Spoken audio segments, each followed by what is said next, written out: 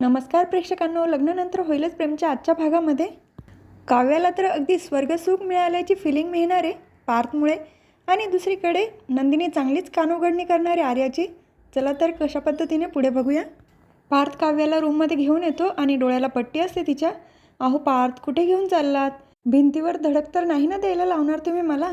पार्थ म्हणतो, मी असताना तुम्ही भिंतीला कशा धडक देणार? तसं होऊ देईल का मी? मी इथे बसा बरं. तिथे सोफ्यावर बसवतो. चाललंय पार्थ, सांगा ना. तेवढे तिथे मिथून काका पाणी घेऊन येतात. जे काही करशील ना बेतानं कर, नाही तर भलतंच काही व्हायला नको. पार्थ ते पाणी घेतो आणि खाली ठेवतो काव्याच्या पायाजवळ. काय चाललंय देशमुख, सांगाल का जरा मला?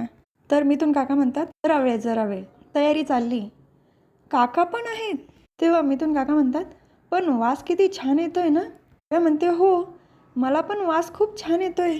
पार्थ खूप रागाने बघत असतो काकांकडे. काव्या सांगते, हो ना, सुगंध तर मला पण येतोय. Relaxing, refreshing. त्यानंतर मिथून काका तिथून निघून जातात. अहो काका, तुम्ही तरी सांगा मला. पार्थ म्हणतो, काका केव्हाच गेले. तर पार्थ काव्याच्या पायाला हात लावतो. पार्थ, हे काय करताय? पायाला कुठे हात लावता? 1 मिनटं थांबा तुम्ही. पायातली स्लीपर काढतो आणि त्या पाण्यामध्ये तिचे पाय ठेवतो. काव्याला छान फील होत असतं. आहा, खूप बरं वाटतंय पार्थ. तर दुसरीकडे जीवा आर्याला विचारत असतो, हे काय आहे आणि तू कधी काढलं टॅटू? आपण दोघं तर बरोबरच बाहेर पडलो ना? दिनी विचारते, 1 मिनिट, तुम्ही हिच्यासोबत गेलात टॅटू काढायला? जीवा म्हणतो, अगं ते महत्त्वाचं नाही आहे, पण टॅटू कधी काढला? दिनी सांगते, माझ्यासाठी सगळंच महत्त्वाचं आहे. दरवाजा बंद करून येते. आर्या, तुझ्या मनामध्ये काय चाललंय ना हे मला पण कळायला पाहिजे. आर्या सांगते, तू ओव्हर रिॲक्ट करते नंदू. आपण म्हणतो, स्टॉप इट आर्या. तू काय वागते तुला कळतंय का? मान्य आहे तू स्वतंत्र विचारांची आहे, असेल तू स्वतःच्या मर्जीची मालकीन, पण तुझ्या पोटामध्ये आमचं बाळ वाढतंय. नंदिनी पण म्हणते, हो ना, तेच तर. एवढी पण अक्कल नाही का आर्या? प्रेग्नेंट असताना असं टॅटू वगैरे काढायचं नसतं. बाळाला जर काही रिॲक्शन झाली तर काय करणार आहोत आपण? शिवाई सांगतो, अगं पण तू एकदा तरी विचारायचं ना, मी तेव्हाच अडवलं असतं तुला. म्हणजे तुला टॅटू काढून घ्यायचं होतं म्हणून तू मला भरीस पाडलं. बाळाला जर यामुळे काही त्रास झाला, इन्फेक्शन झालं तर काय करणार आहोत आपण?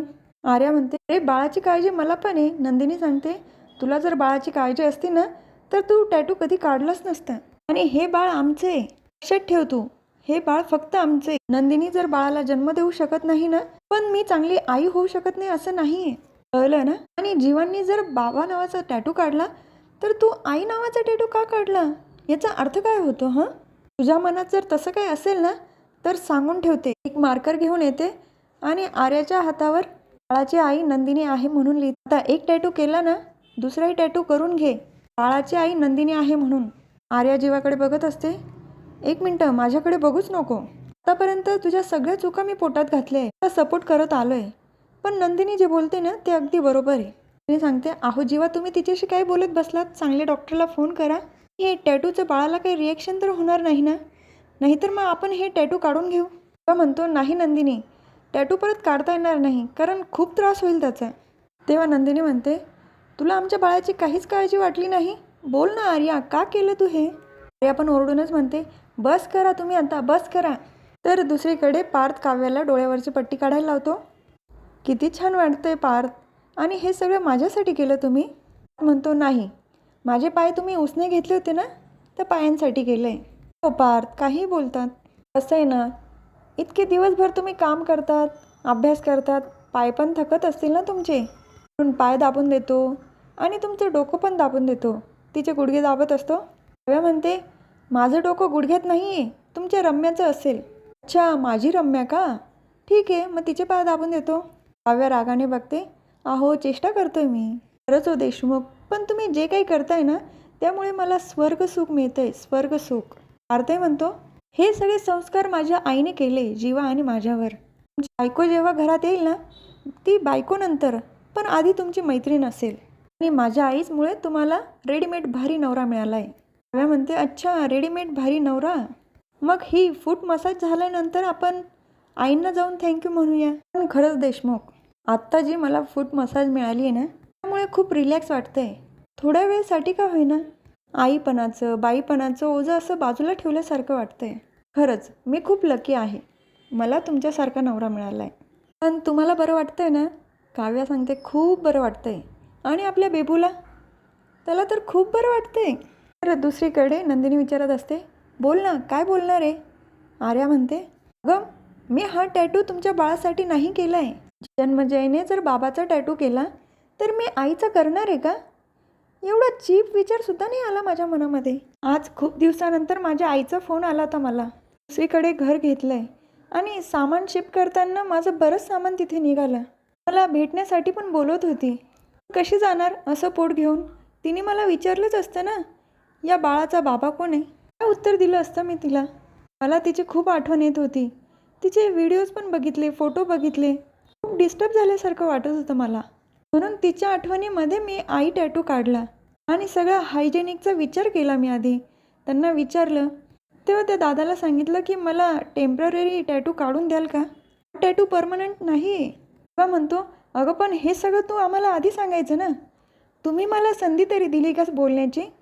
तुम्ही दोघं नको ते बोललात मला. अगदी चीप लेवलला जाऊन बोललात.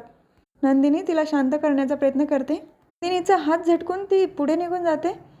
तेव्हा नंदिनी जीवाला खुनून म्हणते तिला समजावा म्हणून. जीवा तिच्याजवळ बसतो, हातात हात धरतो.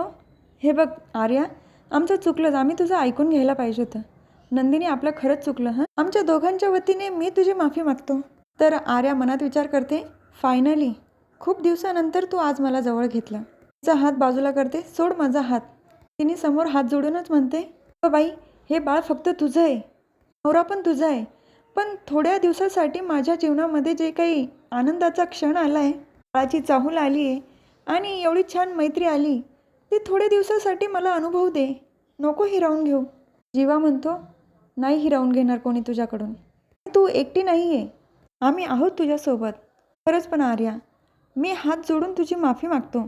थोडी शांत हो, आता तरी माफ कर. नंदिनीला काही बघितलं जात नाही. अगं आर्या, बस झालं, ते तुझ्यासमोर हात जोडतंय.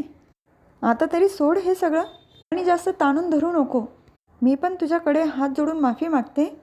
चुकलंच माझं, पण इथून पुढे जे काही करशील ना, आम्हाला दोघांना विचारून करत जा. ही एक गोष्ट लक्षात ठेव, या बाळाची आई. तर आर्या चिडूनच उठते. हो हो बाई, माहिती आहे, माझ्या पोटातल्या बाळाची आई नंदिनी आहे. काय म्हटली? टॅटू काढून घे ना, की या बाळाची आई नंदिनी आहे. एक काम करते ना, अख्ख्या जगालाच ओरडून सांगते बाळाची आई नंदिनी आहे म्हणून. आणि आता खाली सगळे असतीलच, त्यांना पण सांगते या बाळाची आई नंदिनीच आहे. रागानेच रूमच्या बाहेर पडते. तिने जीवा दोघं पण तिच्या मागे येतात. अगं थांब आर्या. खाली सगळे बसलेले असतात तेव्हा मानिनी काकू म्हणतात, हो मज्जा आहे बाबा एका मुलीची, पण माझी कधी अशी फूट मसाज करून दिली नाही. पार्थ म्हणतो, उद्या, तुझी उद्या करू. हां. मानिनी काकू म्हणतात, हो बघूया करतो की नाही ते. त्यात आर्या जिना उतरून अगदी धावत आलेली असते. सगळेच आश्चर्याने बघतात तिच्याकडे आणि खूप रागावलेली असते. आई. मानिनी काकू म्हणतात, अगं हो बोल ना. नंदिनी म्हणून गप्प होते. तर नंदिनीच पुढचं वाक्य सांगते, नंदिनीला काळजी घ्यायला लावा असं म्हणायचं आहे तिला. आणि काकू म्हणतात, अगं हो, नंदिनीला काळजी घ्यायला लावते, पण तू तुझी काळजी घेतेस की नाही? कशी धावत आली तू जिन्याने? प्रेग्नेंट आहेस ना तू? पण तू केव्हा आलीस? नंदिनी म्हणते, अहो आई, बराच वेळ झाला आहे आणि आता निघाली आहे. काव्या सांगते, अगं बस, आईस्क्रीम खा सगळ्यांसोबत. पार्थ म्हणतो, आई प्रसाद दे ना त्यांना. मानिनी काकू प्रसाद देतात. अगं माझी मैत्रीण अष्टविनायकाला गेली होती, तोच प्रसाद आहे हा. तर आर्या प्रसाद घेते पण डावा हात पुढे करते. सगळेच तिच्याकडे आश्चर्याने बघतात. मानिनी काकू म्हणतात, अगं प्रसाद उजव्या हातात घ्यायचा असतो. पण जीवा, नंदिनी, आर्या तिघांनाही प्रश्न पडलेला असतो. आता हातावर तर टॅटू काढलेला आहे, ते बाळ नंदिनीचं आहे म्हणून पण लिहिलेलं आहे, उजवा हात पुढे करणार कशी? हा भाग इथेच संपतो. पुढील भागात बघायला मिळतं की जीवाने हातावर बाबा असा टॅटू काढलेला असं सगळ्यांना दाखवतो. सगळे खूप कौतुक करत असतात. तेव्हा रम्या विचार करते, अच्छा, जीवाने हातावर बाबा टॅटू काढला आहे म्हणजे आर्याने काहीतरी काढलं असेल. तर आर्या निघणार, तिच्या गाडीसमोर आडवी येते. तुला माहिती आहे, तसं जीवाने हातावर आत्ता बाबा म्हणून टॅटू काढला आहे, तसंच छातीवर एका मुलीच्या नावाचा टॅटू काढला होता. आर्या म्हणते, काय नंदिनीचा काढला असेल ना? रम्या म्हणते, नाही, काव्या नावाचा टॅटू काढला होता. आर्याला तर धक्काच बसतो. जीवा पण नंदिनीला सांगत असतो, आपलं बाळ तिच्या पोटामध्ये, आपल्याला गरज आहे तिची, तिच्या कलेनं घ्यायला हवं. आणि आर्या तिच्या हातावरच्या टॅटूकडे बघून म्हणते, नंदिनी, लवकरच तुझ्या हातावर मी टॅटू काढेल, तोही जन्मजय आणि आर्या नावाचा. हा भाग इथेच संपतो. उद्याचा भाग पण जबरदस्त असणार आहे प्रेक्षकांना. उद्या पुन्हा भेटूया पुढच्या व्हिडिओमध्ये. आजचा व्हिडिओ आवडला असेल, माझ्या व्हिडिओला नक्कीच सबस्क्राईब करा, बेल आयकॉन दाबायला विसरू नका आणि सर्वात महत्त्वाचं म्हणजे काळजी घ्या. धन्यवाद.